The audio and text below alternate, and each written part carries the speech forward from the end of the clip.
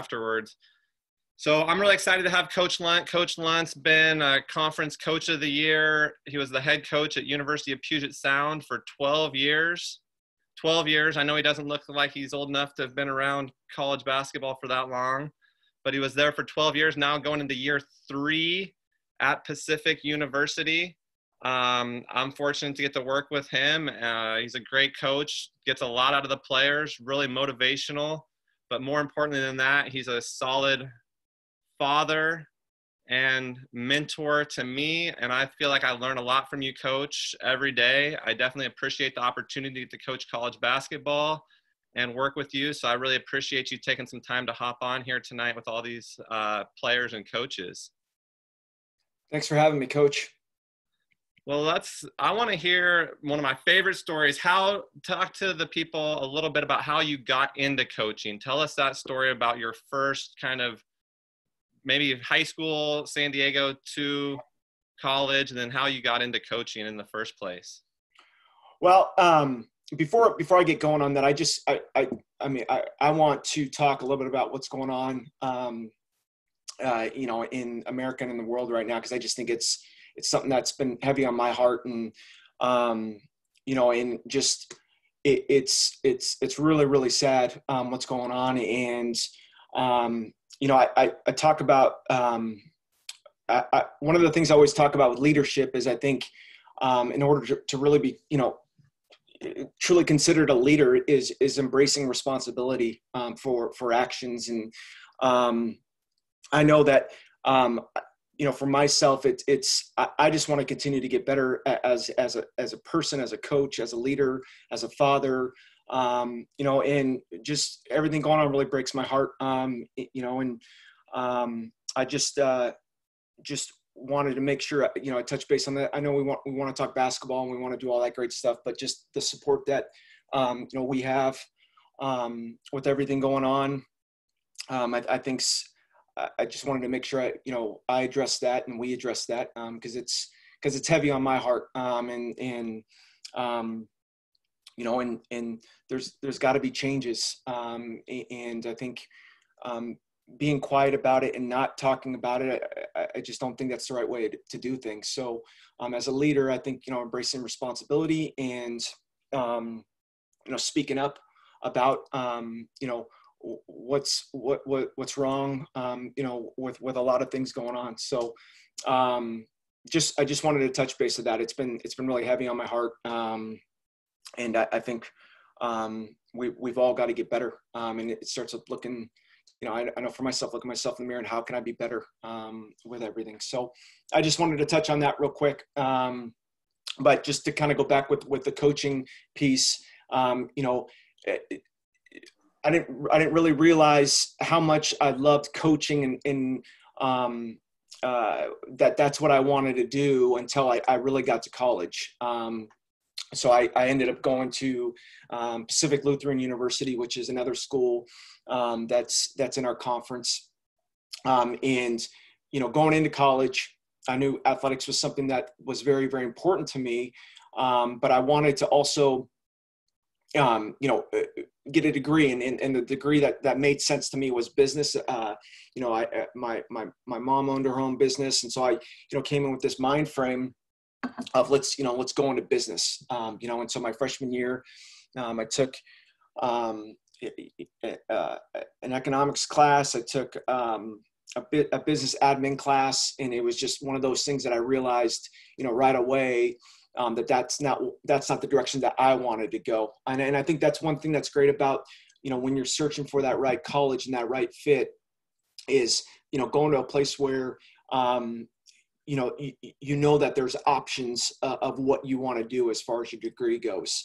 And I'll touch a little bit more on that later. And I think what's important, about knowing what you think you want to go into is, they say the average 4-year student changes their major like 1.4 times. So the chance of you changing your major is bound to happen. So I was a little bit lost, wasn't quite sure what I wanted to do. I knew I was very passionate towards basketball, and I knew I was very passionate about teaching.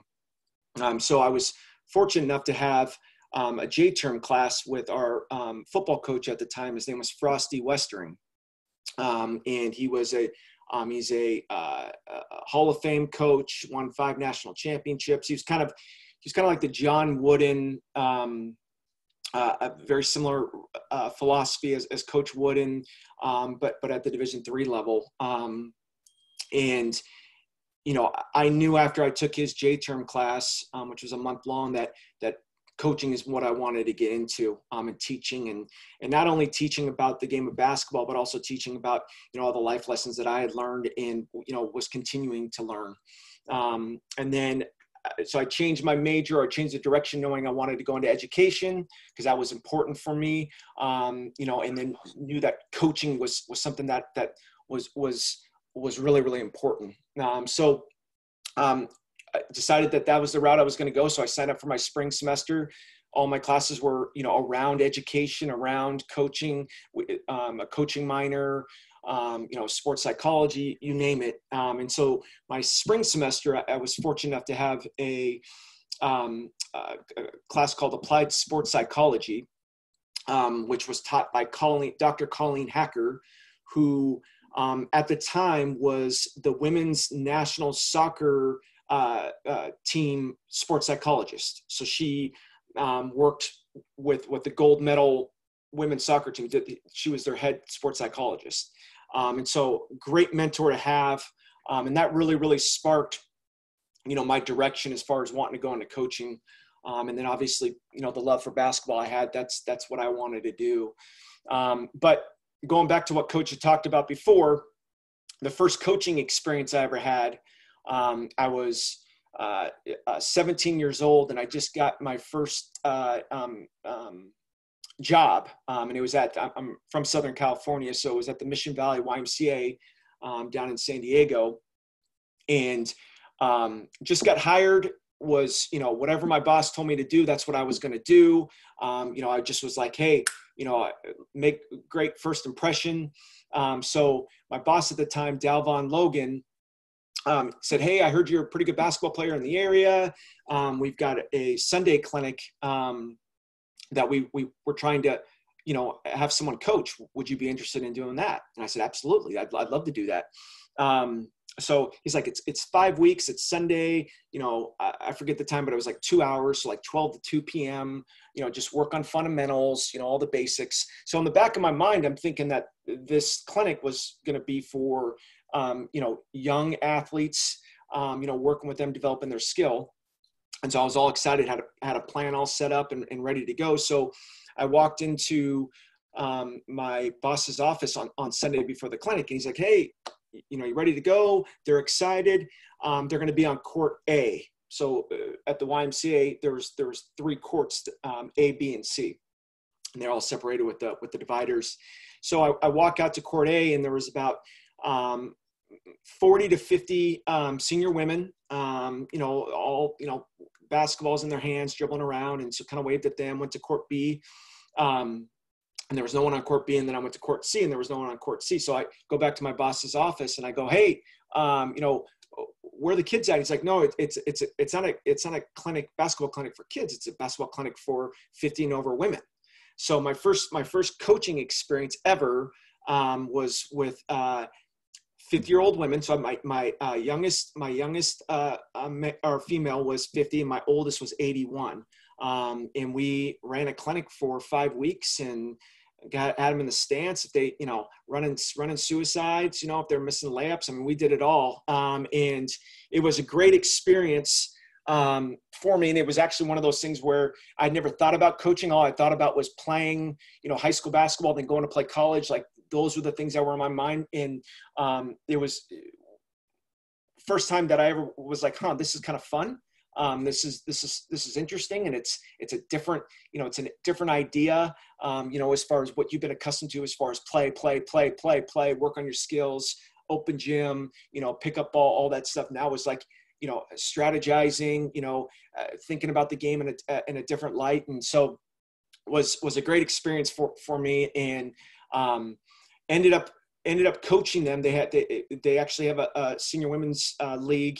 We won the state, won the gold medal in the state We actually ended up qualifying for the Senior Olympics. The Senior Olympics were held at the University of Arizona. All 50 states were represented, 7 countries. I mean, it was a big deal. And we ended up losing in the gold medal game by 1 from a team from Albuquerque.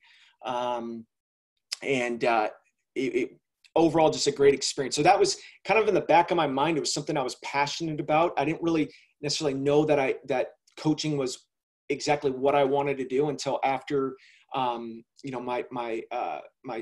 freshman year in college. But it was definitely something I had a passion for and a love for. And it was one of those things that kind of blew up, because I was 17 at the time, 16, 17 at the time. You don't find a lot of 16, 17-year-olds coaching a 65 and over women's team in the Senior Olympics and actually having a lot of success. So was on the world news that came out. They flew me out to Hollywood. I went to was on a family show in Hollywood, and it was all just about coaching. So that's how I got to figuring out that this is what I wanted to do. And I think, I knew even after my freshman year in college, I was like, this is what I'm passionate about doing. This is what I love to do. And that's one of the things I always tell students, and what we're trying to do with our basketball program is finding your passion and what you're passionate about, what you want to do. And I think those are important things. I know, a lot of basketball players have a dream of playing, high school, then going to play college, and then playing professionally. And that's great. And I love it. And I want to coach guys that want to go play overseas or go play in the NBA and do all that stuff. I think that's awesome. But it's also about finding that passion that, what are you going to do after you get done playing? The average lifespan for, a professional player, I think, is anywhere between 6 to 7 years. So, you graduate when you're 22, you go play professionally for, say, the average. So, you're 29, 28 years old.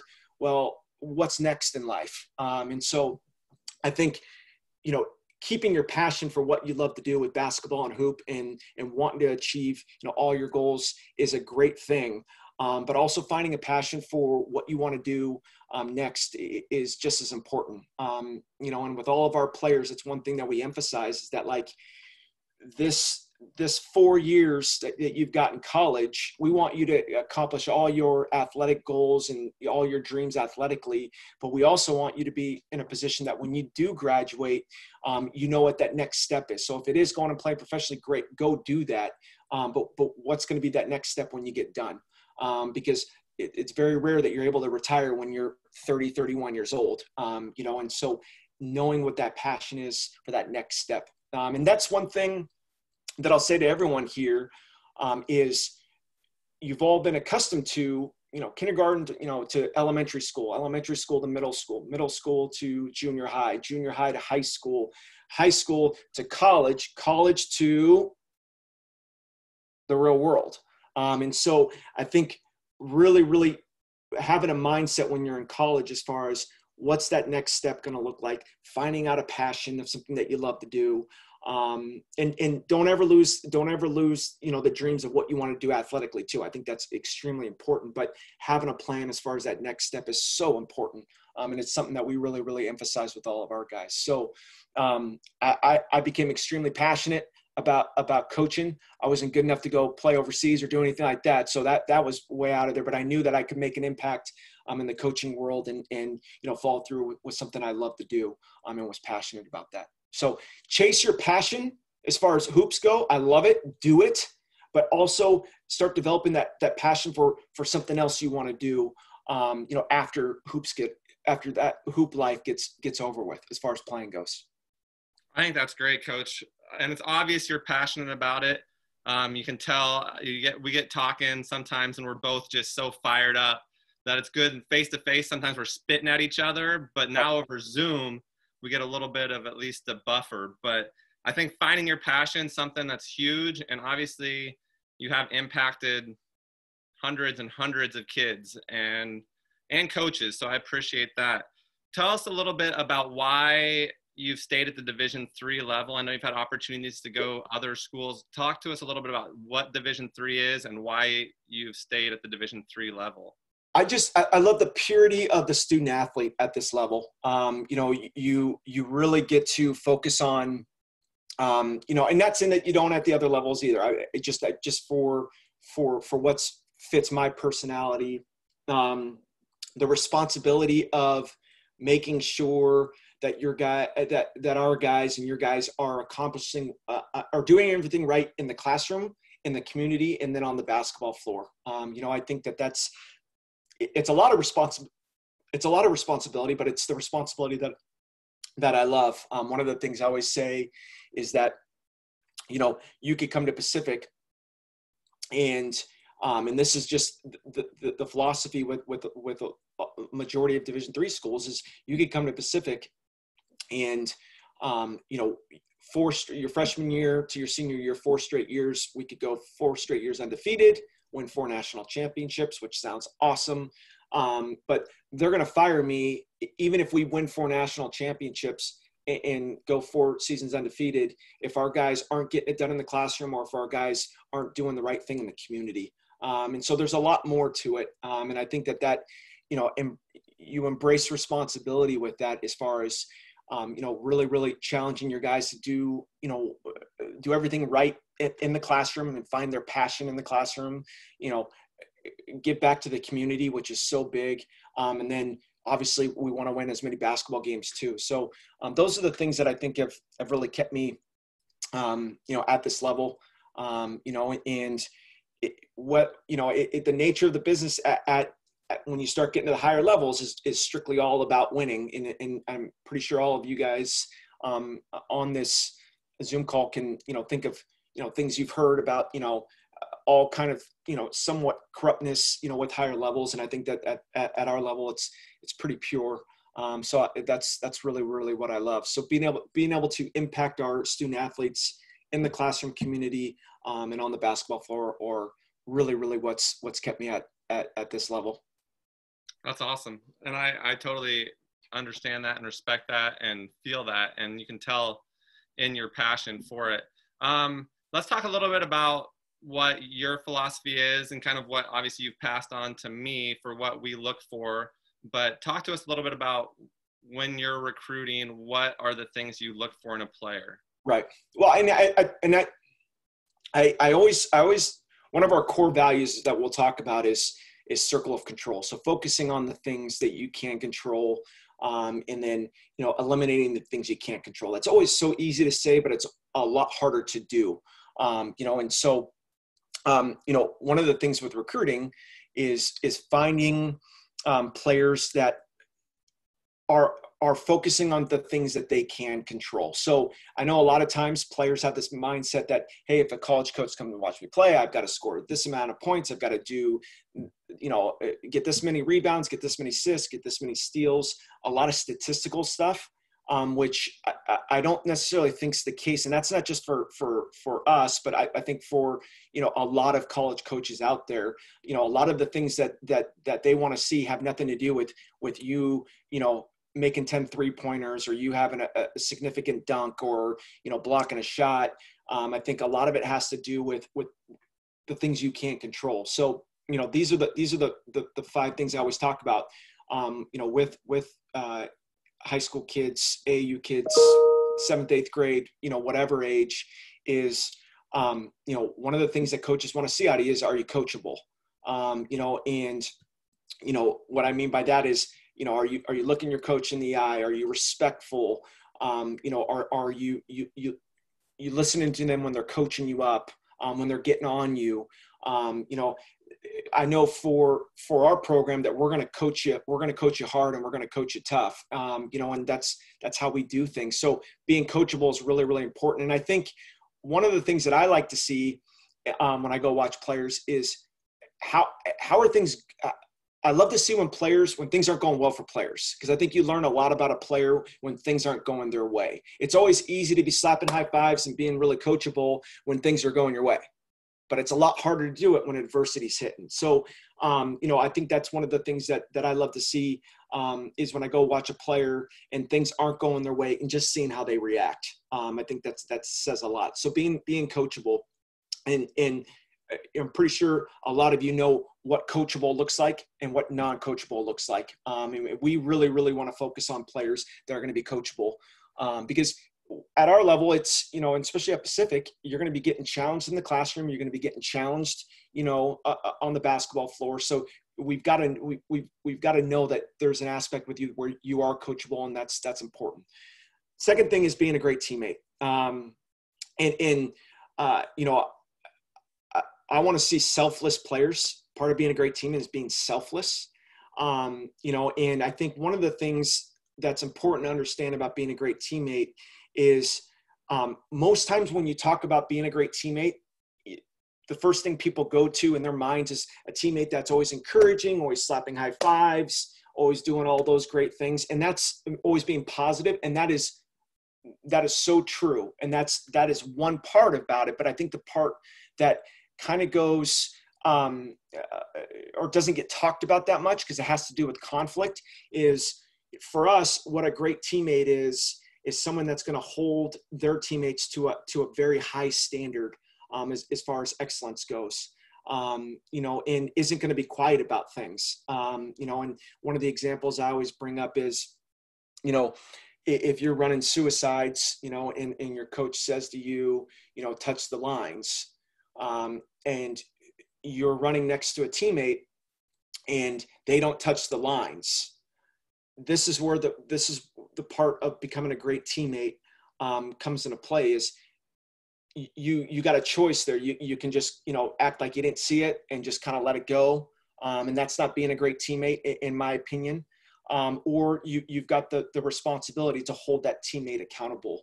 And it doesn't need to be an attacking way, but I think that, little things like that play big dividends as far as, winning basketball games and developing a team. So I'm really, really, really big on, players that are going to be positive, are going to, have high energy, are going to slap fives, but are also going to hold their teams for high standards and accountability. Doesn't mean you're going to be perfect. Everyone makes mistakes, but that mindset of like, hey, if I know my teammate is not giving their best in practice, I'm not going to just let that be. I'm gonna make sure I talk to them in whatever way is suitable for that person, but I'm going to hold them accountable for their actions. So, being coachable, being a great teammate, are the first two big things that we're going to look for. Other thing that's really, really important for us is obviously playing hard, especially with how we play. You've got to have maximum effort, and it doesn't mean you have to be perfect. Mistakes, basketball is a mistake game. They're happening all the time, but your effort is really, really important. And this goes back to the adversity piece too. It's always easy to give maximum effort when things are going your way, but what does that look like when things aren't going your way? So having great effort is very important to us. And with that being said, like the resiliency part is also important. And I know, sometimes effort and resiliency get kind of thrown in the same, verb, or not verb, but word, but they're not. Like, effort's playing as hard as you can. Resiliency is, when you get knocked down, how quickly can you get back up? And so those are things that we're really, really going to focus on, when we're watching players play. And then, I think the last piece is just the winning aspect. We want competitors, and this is, I think, for every level, coaches want guys that want to win, and want to do, whatever they can to put their team in a position to win. So if that's, you foul out and you've got a choice. If you foul out in a game and it's a close game, you got a choice of blaming the officials and pouting and sitting on the end of the bench, or you got that choice of being that great teammate that's rooting on your fellow teammates on the floor, and doing everything you can, to help your team win. But a competitive mindset is so important. And I'm pretty sure a majority of everyone on this call watched the whole Last Dance, and you got somewhat of an insight of how Michael Jordan was and his competitive nature. And, he wanted to win at everything he did. We want guys that want to win, not just on, Friday and Saturday nights when we're playing in conference, but want to win in every drill that we do in practice that has competition, every shooting drill, every defensive drill, every sprint, every, class assignment, every test, every quiz, every presentation, but just that constant nature of winning and, trying to be the best they can. Doesn't mean you're going to win every time, but, having that mindset of I'm going to give it everything I got to put myself in a position to win, is what we really, really, want out of our players. Being a great teammate, being coachable, playing with maximum effort, resilient mindset, and then having a competitive spirit where you want to compete in everything you do, is when we really start looking at players, that those are the things that we want to focus on and we want to look at. And that's the say for a lot of coaches. I mean, I've got a lot of coaches at the higher levels, and they'll give me a call. Hey, I can't make his game tonight, but this is, can you go watch this player and tell me what you think?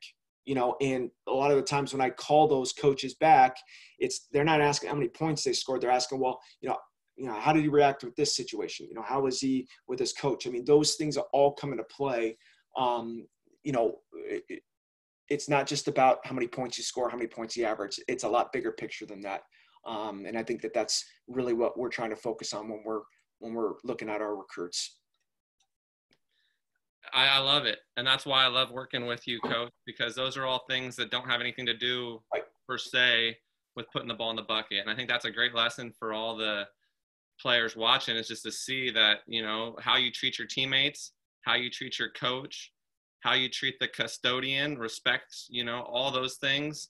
When we're recruiting, it's not just how many points you score. It's I'm going to do my research with the principal, your teachers, everybody on campus to try to get a feel for what type of kid they are, because it's risky to recruit. I tell kids that all the time. It's risky because if you come in and you're not passing classes, or you're skipping, or you're just a cancer and tearing apart the culture, or you shoplift or do something stupid, like we get fired. So it is risky to recruit kids. So we're trying to find all about that individual kid. Yep.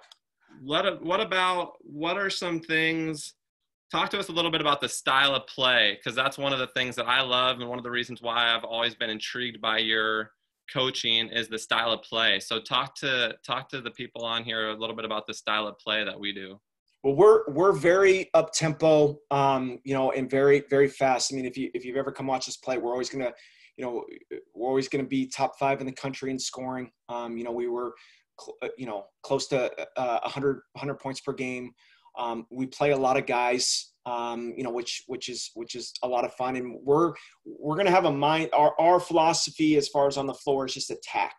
And what I mean by that is we're going to attack you, offensively, and we're going to attack you defensively. So we are constantly attacking and pressuring on both sides of the floor.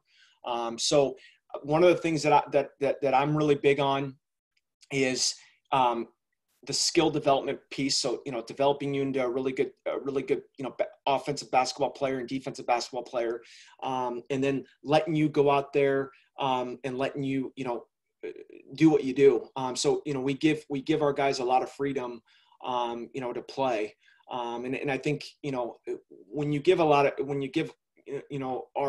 players a lot of freedom to go play, I think they've got to understand a couple things and this goes back to, things we're looking for is, they've got to be resilient. They got to know that, with freedom, there's going to come mistakes. So how quickly are you going to bounce back when adversity hits or you do make a mistake? Because basketball is such a free flowing game. It's not like it's, football and, you mess up on first down, you got second down and you huddle up and all that. It's, you turn the basketball over, like we don't have time for you to sit there and dwell about your turnover. You got to get back on D or go make a play there. And so, giving guys a lot of freedom means that they've got to be resilient with their mindset. They got to play really, really, really hard. And that's the effort part, especially with how we play. I mean, when you're attacking, you're going hard. There's not a lot of time to breathe. So you've got to play with maximum effort, and then you've got to have a selfless mindset. And I think that that's part of having a great IQ, but also being, a great teammate. And, one of the things I always talk about with the selfless mindset is this scenario that if you're an elite shooter for us, and you have any look, no matter what it is in the shot clock, if you've got any kind of wide open look and you're considered an elite shooter for us, let it fly, and don't ever second guess it. That's what we want you to do. But being a selfless, great teammate with a great IQ would be that player that, let's say the point guard's bringing it up the right side and you're that elite shooter and you're on that right wing and we've got numbers. But the trail man, let's say it's your trail man's trailing. He just knocked down 3 threes. Okay. So he just knocked down 3 threes earlier, 3 threes in a row. So that point guard passes it up, that right side of that elite shooter, that 2, and he's wide open. He's wide open. So a rule of thumb is that if you're wide open, let it fly. Right. Well, right before he catches the basketball, he sees that trail man. Okay. Trail in that play and he's open. So that selfless player, that great IQ player is going to do what in that situation? He's going to feed the hot hand. Even though he has every right to shoot that ball. He's an elite shooter. He's wide open. Go ahead and shoot that puppy. But great IQ and a selfless player is going to know in that situation, feed the hot hand. And so those are the things that we're constantly trying to reinforce with our guys, is that resilient mindset, playing with maximum effort, and then being selfless. So I think those things really, really fit in with the freedom that we give our guys offensively. And then, I think they also fit in with the whole defensive piece too, especially the effort part. Because a lot of the things that we do defensively, like we're going to give up layups, we're going to give up, shots, but like you've got to play with maximum effort, because everything we're trying to do is to wear teams down in that 40-minute span. So not worried about getting beat, worried about, pressuring the basketball as hard as you can and playing within our defensive principles with maximum effort is really what we like to do. So it's, if you come watch us play, we don't run a lot of sets. We don't slow things down. We're constantly going and going and going and going. And it's a lot of fun to coach and it's a lot of fun to play. For sure. I agree with that. I wish I would have had a little bit more of that style of play when I was playing. Yeah. But it's definitely fun to coach too. I love the aggressiveness. If we err, it's on the side of complete aggression.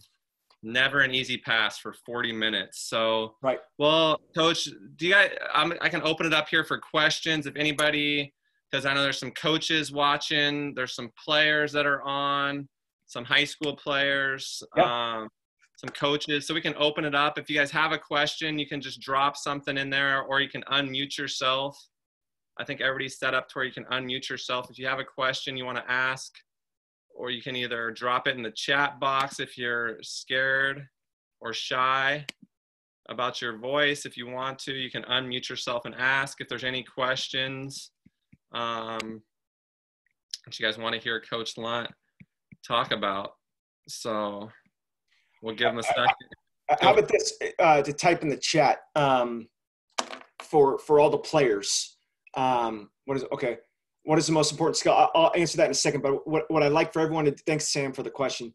What I like for everyone to do is in their chat right now, just with the times, obviously with, the virus and, and COVID and all that, what's been the toughest thing for you as a player, as far as, and that can be anything, that can be skill development, whatever it is, but what's been the toughest thing for you as a player, that you've been going through the last couple months? And then going back to Sam's question. So if you're a player, if you could type that in, that'd be great. I'd like to see those. What is the most important skill to have? Are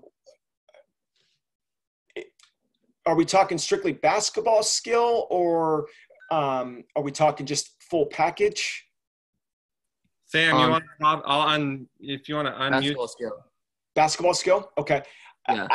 I think so. And this is going to be 2 parts right now. I think as far as basketball skills go, I think if you can develop great footwork, and footwork to me is so important, because you look at the greats that have been able to, play in the NBA for the longest. They might have been great athletes, early on in their career, but the later years, what's kept them at that elite level is their footwork. I bring up obviously Kobe Bryant, Paul Pierce had some of the greatest footwork of all time. I mean, there's so many guys that were able to play longer in the NBA just because of their footwork. So I think footwork is huge. I think a 2-foot jump stop, pivoting off both feet, both front, both reverse, being able to, use your jabs to separate. I mean, just all those things are so really important. So footwork is really, really big. I think the other important skill that, you can keep you playing for as long as you want is developing into a great shooter. And so that all starts with form shooting, and just repping shooting. Because I think no matter how good of an athlete you are, like if you can't shoot and you don't have good footwork, that's only going to take you so far. So developing footwork at a young age, and then, really focusing on your shooting, I think are two skills that are always going to prolong your career with whatever you do. Every coach wants someone that's really, really good with their feet, has great footwork, and every coach wants someone that can knock down, shots. So those are the two things when I think about skill that are really, really important. I'm going to read some of these. Those are great. Yeah, a lot of guys talking about just not being able to compete. Yeah. Just being able to get in and compete against others, having to compete against themselves. So here's one. Samuel King says, what percentage of skill do you look for in a player compared to their ability to work with a team? Which one to you is more important to have? That's a great question. So I'm going to bring up a former player that played for me when I was at Puget Sound. He was an elite shooter. Elite. Like, I mean, he could really, really shoot the basketball. Now, he was undersized. He was slow as molasses, so he couldn't guard my phone. Okay. But he could really, really shoot it. And this was the thing that separated him, was he had a heart of a lion. Like, he was so competitive.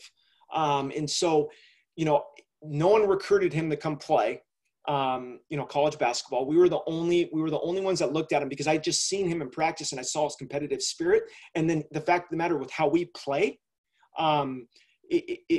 we need guys that can really, really shoot the basketball, because we get a lot of threes up, and we want to get 50 plus threes up a game. So we want 100 shots. So we're going to be getting a lot of those up. If he was just an elite shooter and he didn't have, that competitive spirit, I don't know if he would have been able to play for us. So I think if he was an okay, and this goes back to the other part, if he was just an okay shooter, I still don't know if he would have been able to, so ultra competitive, but just an okay shooter, I don't know if he would have been able to play for us either. So that kind of like, it's one of those things where it's finding your right fit, finding your right, niche. So I don't even necessarily know if that answers your question. I think when it's all said and done, is you can be a great teammate. You can work, your butt off. You can do all those things, but you still got to have some skill and be able to have some weapon or do something well on the basketball court in order to, to earn, playing time, or to get on the floor. I mean, if you work hard, you're extremely coachable, you're a great teammate, you're relentless and but you can't dribble, can't shoot, can't guard, I mean, then the chance, no matter how good you are at those other things, the chance of you, making an impact on the court, is going to sometimes be, pretty tough and pretty rare. I had two of my current players over for breakfast this morning, and they were asking stories about some of my former players. And I had a former player at Puget Sound who was just, wasn't cut out to be a college basketball player at all. And loved him, great teammate, played hard, did all these great things. And I remember after his freshman year, all these great things off the floor and in the classroom. I remember after his freshman year, I just flat out told him, I said, listen, I don't know if you're going to make the team next year, because, you've got to get better at doing this, doing that, and was very, very specific about it. And, it was a tough conversation to have, because he's a very close player to me. And we had a really close relationship, but I also wanted to be extremely honest with him. And so I had told him all that, and he kind of gave me this look, and he was in tears, and, he just flat out said, well, I'm going to show you that I can do it. And he did. And he changed his whole body in the off season. He was someone that couldn't make a 10, which is, a set of sprints for us, and you got in the weight room, he got stronger, he changed his body, he took all the things that we had told him constructively, criticized him on, and put value in it. Now, going back to that player, what he did have, he had great footwork. So like, even though he was slow, his footwork was phenomenal. So by just getting a little bit stronger, getting a little bit faster, his footwork is what really helped him become, an impact player for us. And, he still, didn't play at all his sophomore year, and his junior year, he started playing a little bit more. And then his senior year, he started for us. And so I think going back, and I know that's a well-winded answer, but I think, you've got to have all those things as far as being a great teammate and being coachable and playing hard. But you've also got to be able to do something on the basketball floor. So I think I'm gonna go 60-40. I'm gonna go 60 on the mental side, and then I'm gonna go 40 on the skill side, if that answers your question. I know that's long-winded, but I just wanted to bring up a few of those things. I think those are great points. Coach GS wants to know, have you always coached the pressure offense and pressure D playing style? No. We've won playing fast. We've won playing slow. I remember one year we had just the makeup of our team with some injuries, and then with just some skill set that we had, because we had bigger guards. We actually ran the swing offense, and lost by 2 in the conference championship game. And we ran pack line defense. It was just what we had to adjust to. And it was something that, like, it drove me a little nuts, because I, just passionately, in knowing what I love to do, I love to play fast. So, but to make adjustments so that we can be successful on the floor, that's what you got to do. I mean, Jim Herrick, Coach Herrick, who's a good friend of mine, who's a former UCLA coach, won a national championship in '95. One of the things that always sticks out with me when he talks, or when we've talked before, he's like, teach what you know what you teach. And I know as far as pressure basketball goes, both offensively and defensively, having that high octane, it's what I'm really, really good at. It's what I love to do. And so, playing slow those couple of years, we had success with it, but it wasn't necessarily what I love to do. So yeah, we've had to adjust and be adjustable that way. Good question. Okay. What about, we have another one that says, as a high school coach, what advice would you give in regards to assisting athletes in the recruiting process? That's who just, is that Coach McDaniel? Oh yeah, it's Coach McDaniel. Good to see you. I think, so as a high school coach, what advice would you give? I think the biggest thing is, reaching out to coaches, whether through email, whether through, phone, and not just doing it their senior year. I think doing it early on is really, really important. I mean, obviously I think, AAU ball is it's an important piece of it, but I don't think it's all of it. We had an All-American that played for me at Puget Sound that didn't play AAU ball. And he actually had opportunities to go play professionally. And it just was how his family dynamic worked out, with not being able to play. But what was important about him was his dad and his high school coach had really gotten stuff out early on him, sophomore, junior, so he was on our radar after his sophomore season. So we, got to see what, type of player he was. So I think film, I think phone calls, I think, getting them in front of, obviously I think AAU, but getting them at camps, I think all those things are important. And then I also think for athletes, I think encouraging them as a coach, encouraging them to reach out to the coaches too. We do the best we can, and we're not perfect, but we do the best we can, with kids that reach out to us as far as, trying to get back to them, and seeing if there's a sincere interest. I know Coach Miner does a great job of that. I know our other assistant coach, Peterson, does a great job of that. So I just think being an advocate for them, and, helping them find as many opportunities and avenues that they can go through to get in front of college coaches is big. And I'd also add just having them organized. So making sure that they have their transcripts, they have everything they need. They've done the clearinghouse or the eligibility center for the NAIA, just having all their stuff in order, transcripts, letters of recommendation. Otherwise, it's harder for them to get even accepted. Let's see. Another one we had is keeping players motivated during the season, and kind of how you develop players during this time when we can't be in the gym. Yeah. I think what we're trying to do is, and I know we've got a few players on here, and maybe they can chime in too. We're trying to set up, we had some leadership talks weekly, on a weekly basis, that we were just talking about leadership. And we actually broke down a book called The 5 Dysfunctions of a Team, which was really, really good. We actually had a coach, Coach Hamilton, came in and pretty much ran that club, which was awesome. And then what we're trying to do with our guys right now is just meet with them on a weekly basis, giving them challenges. We've got, group meetings, small group meetings that we have set up so they can get to know their teammates. And then we're doing every other week, we're just doing chalk talks. So going over X and O's from offensive scheme, defensive scheme, player development, all that stuff. So, it's, I think, just trying to keep them as engaged as much as possible.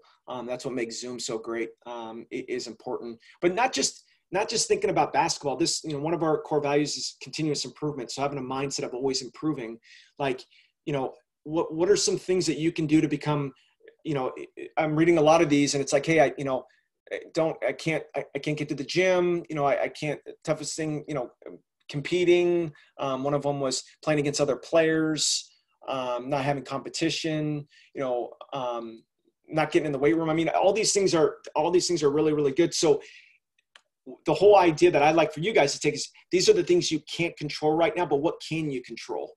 And what can you put forward to help improve yourself as a player? The great players are also usually great leaders. So how can you develop your leadership skills? What are some things you can do with that? Thinking outside the box, I think, is really, really important during these times. And I think that's, what you've got to try to do. I think during these times, we've never had times like this before. So I think sometimes it's easy to wake up and not feel sorry for yourself, but be kind of down about it, where, you've got to think positive about it and go, okay, we're going to prevail through this time. And how can I keep improving as a player, as a student of the game, as a leader? I think, the thing that's been great about ESPN is they've been putting, a lot of games on TV where you can go watch games. I know a lot of high school coaches, a lot of college coaches have access to Synergy. So reaching out to your coach and be like, hey, can I get the Synergy account so I can go watch games? Picking up a book and reading. There's a lot of really good books out there, as far as leadership goes. So constantly having a mindset of improving and thinking outside the box, I think are really, really important. Continuous improvement, circle of control. Program first. If you're taking notes, you can write that down. Continuous improvement, circle of control, program first. So what about, let's see, point guard? What type of stuff do you look for when you're recruiting a point guard, Coach? Well, for us, we want our point guards to be able to score. So we're a little non-traditional that way. We're we don't want our point. We want our point guard to, be able to set up the offense and do all those things. But we also want, our point guard to be able to shoot the three and get to the rim and score and do all those things. So we're a little unique that way. So point guards that can scoot it or shoot it and score. I mean, obviously, we've had point guards in the past that might not have been great, great shooters or scorers, but still made impact. And I think where they make impact is, a strong IQ. So being able to execute what the coach wants, I think is really, really big with point guard play. Being that quarterback on the floor, so being, an extension, of the coach, I think's really, really big. So working really, really hard, but also having that organization, you've got to know what's going on. And I think that's for any style of play. A great point guard is someone that knows what's going on, knows the play, knows where players are supposed to be, not just where you're supposed to be, but where your teammates are supposed to be. I think are really, really, really important as far as point guard play goes. I think that's great. I think the high IQ, being able to score, being the quarterback on the floor, all important stuff. Yeah. Well, I want to definitely appreciate or respect everybody's time. So if you guys need to hop off, feel free to jump off. But we got a couple other questions that I wanted to be able to address. So definitely appreciate you guys that have to hop off joining us. But book you would recommend to improve basketball leadership, Coach? Oh, whoa, there's a lot. Just read, right? The one we just read was great. Yeah. 5 Dysfunctions of a Team by Patrick Lencioni is really good. And I think just gets you to think, outside the box as far as, what makes great teams, what doesn't make great teams. That's a really, really good one. I'm absolutely in love with the book called Good to Great. I think Good to Great is by James Collins. Now, this is a study book, but it really goes over the uniqueness of a type 5 leader and what that is. And then it just talks about why, businesses, teams, organizations, are great and what holds them to that great level for consistent time. So those are 2 that are really, really big. I think the other really good book, if you want to get a great read in just about the dynamic of a team and, pride in a country, is The Gold Standard by Coach K. That's a really, really good read. And it talks, you've got all the pros in there, and you've got a highly successful college coach, coaching, international game. And there's just a lot of really good things in there that I think from a leadership, aspect, you can learn a lot from. Coach K's also got one, Leading with Heart. Yeah, that's another great one. Leading with Heart is another great book by Coach K. Good question on that. So let's see. I thought there was maybe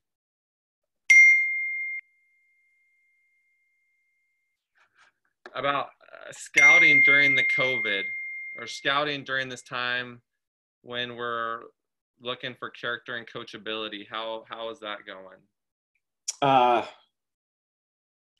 Read that one again to me. It says, how has COVID affected your ability to scout out players, especially when you're looking for character and coachability? I think the biggest thing is communicating with coaches that coach those players. I mean, and I know Coach Miner had brought that up. I mean, your high school coach, your AAU coach, they're always going to give you a pretty honest opinion about, who you are as a player. And not only what you do on the floor, but how you are off the floor. Because they spend a lot of time around you, and I think for us, making sure we reach out to as many people that are around you as possible, just to know what type of, player you are on and off the floor. So I think obviously not being able to see players play just with how things are right now, but making contact with coaches that coach you and are around you, I think are really, really important as far as seeing what that character looks like as a player. I agree. I think that's what I've been doing, is the research around you. Also, I watch the bench.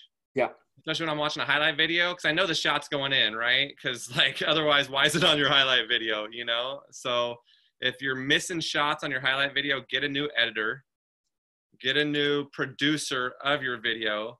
But I like to see, is everyone up like it's going to go in because they like you and it usually goes in, or are they just sitting on the bench? Right. So studying that, I think like also trying to reach out to your club coach, previous club coaches. There is a lot that we're trying to do to get as big of a picture of a player and person as we can, for sure. Right. Well, that's great, Coach. Well, I really appreciate you hopping on. I appreciate seeing some of these other faces I haven't seen in a while. It's good to see you, Kyson. Looking good down there. Hopefully you're representing. And Coach Brown and Greg, good to see you. Hopefully you're safe. Benji, thanks for joining in. And I'm going to unmute, so if you guys want to, you guys can all say something if you want as you're heading out. If you have other questions, you can jump in.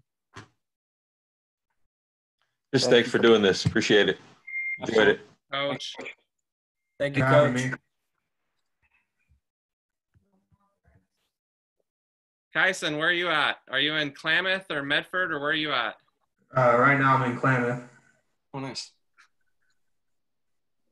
Kyson played little basketball, North Medford High School, one of North Medford's finest.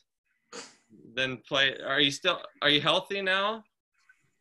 Yeah, I'm doing rehab right now until September, and I'll be back to full contact then.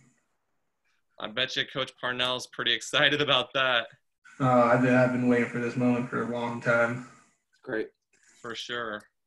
And then North Medford's next big one's up there, and Bryce Dyer, I think was one of the top rebounders in the whole state this year as a sophomore.